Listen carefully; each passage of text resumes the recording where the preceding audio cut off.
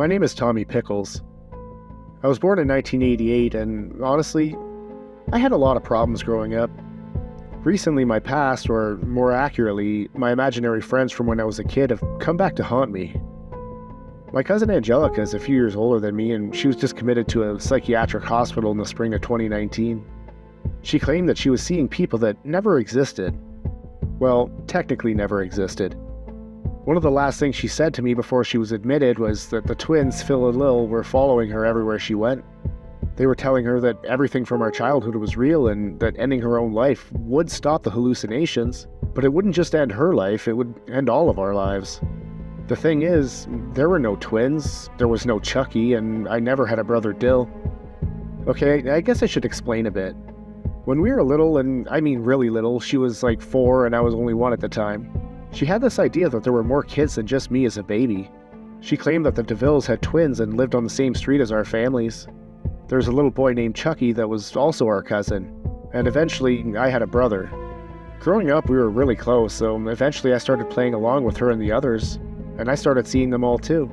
We would go on extravagant imaginary adventures. I'm talking things that you'd only see in a cartoon or TV shows or movies. It was absolutely amazing. We had so much fun together. As the years went on, it started to dwindle a bit for me, but Angelica wouldn't admit that it was all in her head. Our parents put us both in therapy to find the root of the issue, and, well, we found it. Chucky, who would become my best friend, had existed at one point. His name was Charles Jr., but he died in a car accident with my aunt a couple years before I was born. My Uncle Chaz was a nervous wreck and depended on my mom and dad for support from that day on. The DeVilles did get pregnant, but they decided they didn't want to have kids and had an abortion. As a result, because Angelica didn't know if it would be a boy or girl, her mind split the baby into 2, developing the twins, Phil and Lil. As for my brother Dill, he was technically also real. My parents were expecting a second child, a boy, but unfortunately, he was stillborn. She refused to believe it, so he was added to our imaginary escapades. More years went by, and Angelica and I would just agree with the doctors and tell them what they wanted to hear. But the 6 of us would still play, go on spectacular adventures, and as we grew up, so did they. It was something for just her and I, a little bond that only we shared. In our teens, we would still see them from time to time in the halls of the school, and although we had to keep it a secret, we continued to imagine them and do all sorts of cool things. But they became fewer and further in between. After high school, I went off to college, got a job, got married, had a couple little ones of my own, and completely forgot about the group of kids I didn't grow up with. But Angelica, she wouldn't let go of the world she created, and eventually she developed habits. She went down a really bad path, in and out of rehab, therapy on a near daily basis, and I've already told you the result of that. Sitting in a padded room somewhere, probably still going on about the kids that never were. I honestly still don't believe this myself, but about 9:30 last Wednesday night, Chucky showed up at my door, still sporting his bright orange wild hair, thick framed glasses, and a mustache. He was the spitting image of what I remember my Uncle Chaz looking like when I was a kid. I was speechless. He told me that we needed to talk, and it was really important. Just then, my wife appeared behind me, asking me why I was just staring out the front door like a crazy person. I asked her if she could see him, and all she said was, "See who? Are you okay?" I squeezed my eyes closed, shook my head, and he was gone when I finally opened my eyes. I told my wife that I just thought I heard something outside, and then I thought I saw something, but ultimately I was fine. I was anything but fine. All the adventures, all the conversations, the bond that we all shared growing up came rushing back to me in an instant. I decided to get into bed and try to sleep it off, but I couldn't sleep at all. Around 3 a.m. I got up to get myself a glass of warm milk. It always helps me sleep when I'm feeling restless. Walking into my kitchen, the fridge door was wide open with someone hunched over, rummaging through it. "Who the hell are you and what the fuck are you doing in my house?" I said in a hushed yell, trying not to wake up my family. "Relax, bro. You're almost out of milk, by the way," said a familiar voice as my brother closed the fridge, making his way to the cupboard for a glass. No. You're not real. You died during childbirth," I said, trying to shake off what I was seeing. "I'm as real as I've always been, Tommy." "Do you have any clean cups? Damn, man. I know you're busy with work and have kids, but do your dishes, shit." I was in complete disbelief, but responded, I do the dishes. They're in the dishwasher." "Oh, right. You make enough money to afford a dishwasher." Dill said jokingly. I honestly thought I was dreaming, so I pinched myself hard, and when that didn't work, I reached for the knife block for a weapon. What, you're actually gonna kill your brother for drinking the last of your milk? Come on, man, that's not cool. He said, filling up his cup halfway before shaking the empty carton and setting it down on the counter. What the actual fuck is going on right now, Dill? How are you here? What do you want? I was scared out of my mind. I knew I was having a mental breakdown. I had to be. Yeah, Chuck told me to expect this. He should be here any minute. Phil and Lil are dealing with Angelica. We have one last adventure to go on before this all ends. Before what ends? What are you talking about? Oh my god, I've lost my mind, haven't I? Well, in a way you lost your mind when you were still in diapers. And before this ends, all of this.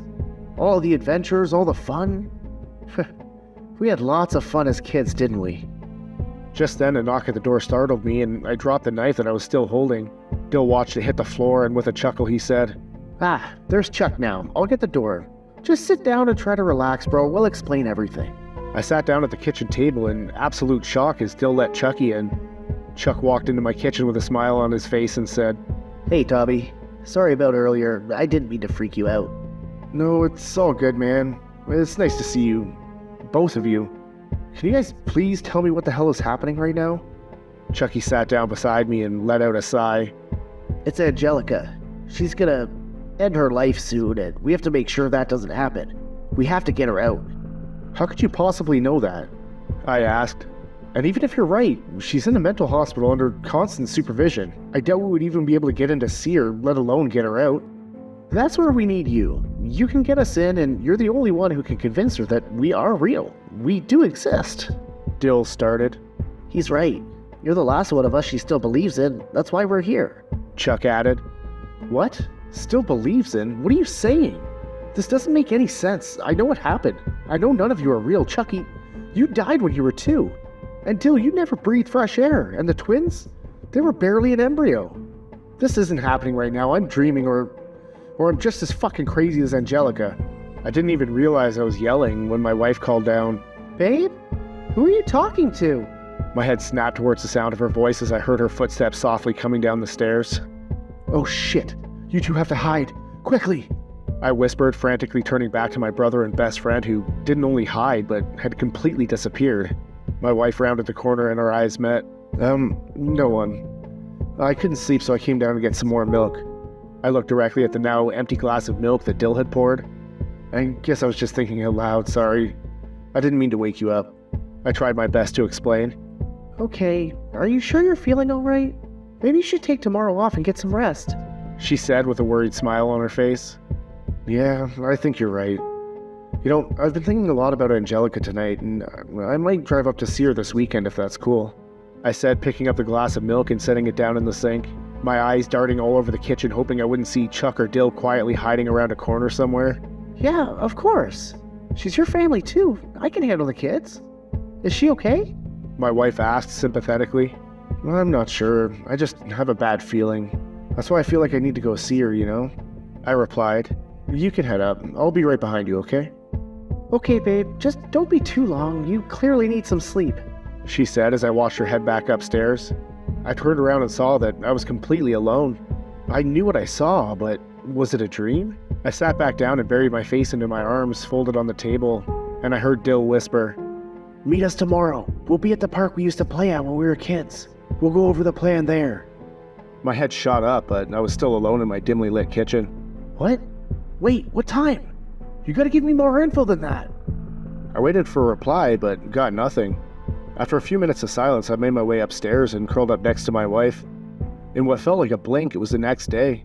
Sunlight poured into our bedroom window, and I could hear the faint sounds of my kids laughing at whatever they were watching in the living room. I groggily made my way to the washroom to take a shower, texting my boss along the way to let him know that I'd be taking the rest of the week off. During my shower, I recanted the events that took place the night before, still in disbelief, and tried to convince myself that it was all just a dream. But I knew that I needed to go see Angelica regardless. Downstairs, I lay on the couch surrounded by my loved ones. I remembered the last thing Dill whispered to me, to meet them in the park. I had moved a couple towns over, so the drive would take about an hour. I let my wife know that I had a few things to get done that day and headed out. I was sure I would get there and feel absolutely stupid for having made the drive for nothing, but I went anyway. When I got there, I just sat in my car, just watching the park. It was just afternoon on a Thursday, and the park was basically empty, save for a couple pushing their baby on the swing. The park had changed completely in the last 30 years, but I could still see how it used to look, deep in my mind. Oh my god, I'm such an idiot, I said to myself, starting up my car about to leave. Before I even put it in reverse, I saw 4 figures approaching. I noticed Chucky right away by his fire orange mop of hair. Beside him, Dill was smiling from ear to ear, and as if in sync, the twins matched his grin and started to wave as they hurried over and got into my car. Phil got in right behind me and wrapped his arms tightly around me in the seat. Holy shit, He said, pulling tighter. it's been way too long since I've seen your ugly mug. How you been, man? I hear you have kids now. That's awesome. Yeah, I do, I replied, laughing, prying his hands off my chest. It's good to see you too, Phil. And Lil, holy crap, you're a full-grown woman now. Wow, look at you. Oh my god, thank you, She said, blushing. You've grown up yourself. What's with the beard? I barely recognize you. Yeah, thanks, I guess. It took over a month to grow this much. Dill climbed in the seat next to me and smiled and said, Honestly, man, you have no idea how good it is to see you. I know, brother. I missed you a lot. All of you, I said, looking around the car. But I gotta ask, what the hell is happening to me? How are you all here? Am I, going crazy or something? An awkward silence filled the small space, and finally Chucky broke it and said, It's hard to explain, but now that we're all here, we can show you. Do you remember Reptar? I thought for a second and answered, Yeah, of course, but what does that have to do with anything? He cut me off and said, Start driving. Think about all the times you drove while we were all piled in at Reptar. But really think about it. I did as he told me, and I started driving. Then the car started to change. Before we even made it to the end of the street, the transformation was complete. The 5 of us were no longer in the vehicle I paid a ton of money for. We were in the wagon I imagined as a kid. We were in Reptar. I started laughing at the top of my lungs as joy and happiness rushed through me. I felt like a kid again. Oh my god! This is incredible! I yelled, feeling the wind on my face. I turned to look at the others, and the adults who piled in my car only minutes ago were now the little kids that I had adventures with as a child. They were all looking at me, huge grins painted their faces. Then Dill spoke. It was always real, brother. All of it. We have to get Angelica out or all of this ends. Forever. I turned to look at the others, and the adults who piled in my car only minutes ago were now the little kids that I had adventures with as a child. We drove the whole way back to my house in Reptar, laughing and reminiscing about all the adventures we had. Before I pulled into my driveway, we discussed a plan for getting Angelica out of the hospital. The plan was simple enough, or so we thought. I was barely able to sleep that night, eager to get on the road the next morning. I got up feeling full of energy, I said goodbye to my family, and made my way out to my car. I paused for a minute staring at the shiny SUV and focused. Before long, I was looking at the wagon, now sporting a goofy-looking dragon head and tail, and I smiled. It's absolutely amazing, isn't it? Dill asked from behind me. I spun around in place to see the child versions of all my friends. What are you doing? You guys have to hide. What if my wife or kids come out and see you? I said, starting to panic a little. Don't worry, Tommy. No one else could see us, or Reptar. Chucky assured me. We better get going, though. We all piled in the wagon, and this is where the story gets a little weird. The adventure we were embarking on was being played out in 2 ways, reality and imagination, both of which I could see clearly. On the way to the institution, we imagined that we were saving Angelica from a prehistoric island. As we made our way to the tropical paradise, we couldn't help but feel a sense of dread. The island was shrouded in a dense fog, and there was an eerie silence that hung in the air. Despite our fears, we pushed on, spurred by our collective love for Angelica. Once we set foot on the island, we quickly realized that things were not as they seemed. Plants that were supposed to be long extinct grew around us, and we heard strange noises, and glowing creatures watched us from the shadows.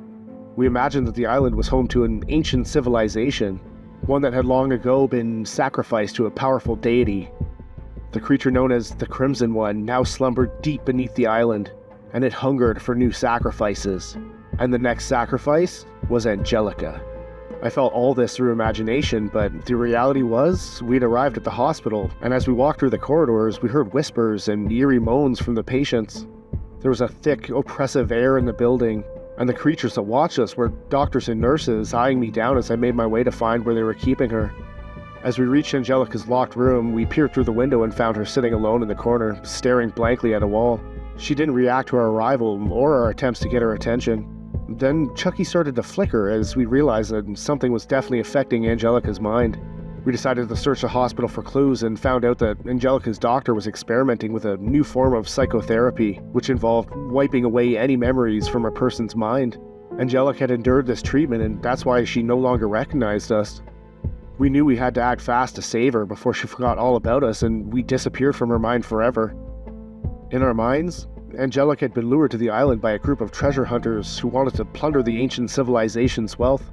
In doing so, they set off a chain reaction that threatened to awaken the Crimson One. We quickly realized that our mission was not only to save Angelica, but to prevent the Crimson One from awakening. We had to solve puzzles, navigate traps, and fight off the island's dangerous inhabitants. As we did so, we learned more about the island's dark past and the true horrors of the Crimson One, and what he was planning to do to Angelica. As we moved through the hospital, we encountered several twisted and malformed creatures, patients who had been subjected to the experimental therapy and morphed into monstrous beings with twisted limbs, elongated necks, and bulging eyes. These creatures attacked the 5 of us, but we managed to fight them off, all while trying to find a way to rescue Angelica. Finally, we found a room where the doctor was conducting the experiment, and they had my cousin strapped to the bed. We discovered that the doctor had stolen a rare crystal from the ancient civilization and was using its power to manipulate Angelica's memories. The crystal had twisted her mind, and the creatures we encountered were more former imaginary friends, forced to mutate into monstrous beings. Imagination and reality started to blur together, and I wasn't sure if I was able to keep my grasp on real life. We knew we had to reset the crystal or destroy it to undo the damage. However, when we entered the room, the doctors and his assistants were waiting for us, and another fight broke out. We fought off the group, but it was already too late.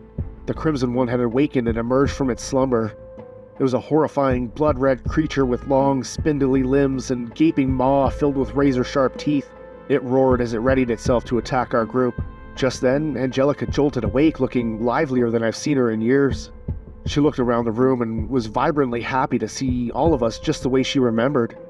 Now, recovered from her stupor, she leapt from the bed with an unimaginable strength. She flung the Doctor/Crimson One across the room. The crystal they had been using for their evil experiments fell and shattered. The room went silent and everything started to return to normal. We watched as the monstrous creatures reverted back to their original forms. We watched the crystal's energy release Angelica's stolen memories. We surrounded her and hugged her, elated to have managed to bring her back to reality. We ran from the room and made our escape. However, as we left the hospital, Angelica stopped, a sad look drawn across her face. It's time to let you go. All of you. I'm sorry I couldn't keep this going forever. Chucky, Dill, Phil, and Lil all smiled as if they knew this was coming. Wait, what? No! I protested. We just got you out. This was the most amazing adventure we've ever been on. You can't do this. Chucky put his hand on my shoulder. Tommy, it's okay. We all knew this was our last one, he said, gesturing to the rest of the group.